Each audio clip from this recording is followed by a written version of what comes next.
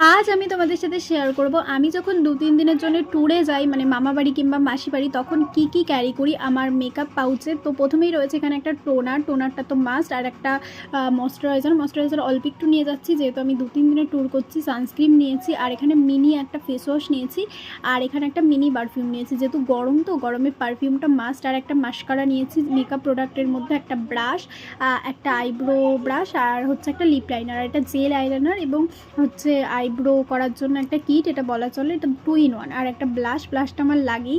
আর makeup product আমি তেমন কিছুই নিইনি। এখানে 3টে লিপস্টিক নিয়েছি, শেডগুলো দেখিয়ে দিচ্ছি। এটা মেবলিনের রয়েছে, একটা সুইস বিউটির রয়েছে, আর একটা প্লামের রয়েছে।